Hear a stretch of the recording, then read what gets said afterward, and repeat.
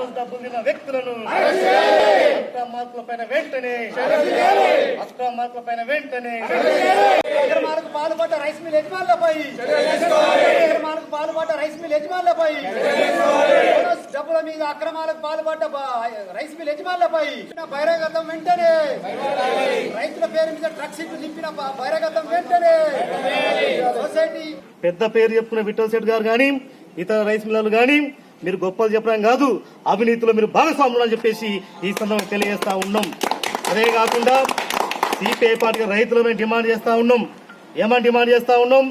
Vigilance శాఖ అధికారులతోటి collector గారు స్పందించాలా, నిజామాబాద్ జిల్లా కలెక్టర్ గారు స్పందించాలా. ఏదైతే విజిలెన్స్ అధికారులతోటి విచారణ కమిటీ వేయండి.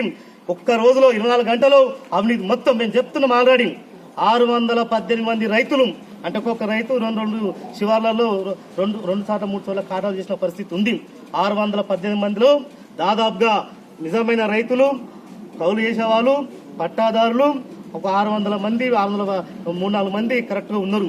మిగతా 12 నుంచి 16 మంది బోగస్ రైతులు బయట అమ్ముకున్న వాళ్ళ పేరు మీద దగా చేసిన పరిస్థితి ఉంది. కాబట్టి విజిలెన్స్ ఎంక్వైరీ చేసి ఈ డబ్బులన్నీ రికవర్ చేయాలని చెప్తూ సొసైటీ చైర్మన్ ని సస్పెండ్ చేయాలా, క్రిమినల్ కేసు చేయాలా, అరెస్ట్ చేయాలా.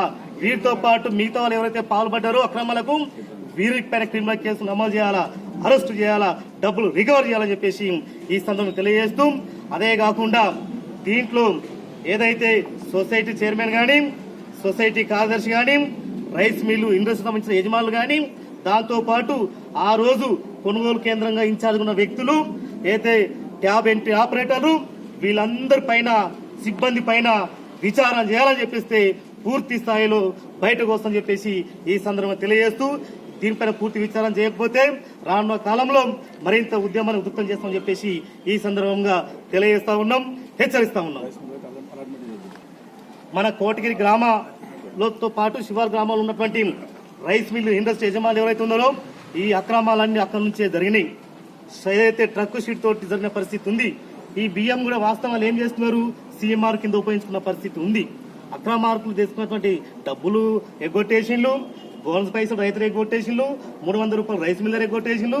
మళ్ళీ సీఎంఆర్ కింద పోతుంది. కాబట్టి ఇక్కడ ఉన్నటువంటి కోటగిరి గ్రామంతో పాటు కోటి గ్రామంలో ఉన్న అన్ని రైస్ మిల్ల పైన చర్యలు తీసుకొని విజిలెన్స్ ఎంక్వైరీ చేసి ఈ సీజన్ లో ఈ ఏదైతే మన యాసంగి సీజన్ వడ్లు ఉన్నాయో వాళ్ళకు అలాట్మెంట్ ఇవ్వద్దని చెప్తున్నాం, సీఎంఆర్ కోట ఇవ్వద్దని చెప్తున్నాం, ఆ రైతులు సీజ్ చేయాలని చెప్పేసి ఈ సందర్భంగా తెలియజేస్తూ మేము డిమాండ్ చేస్తున్న పరిస్థితి ఉంది.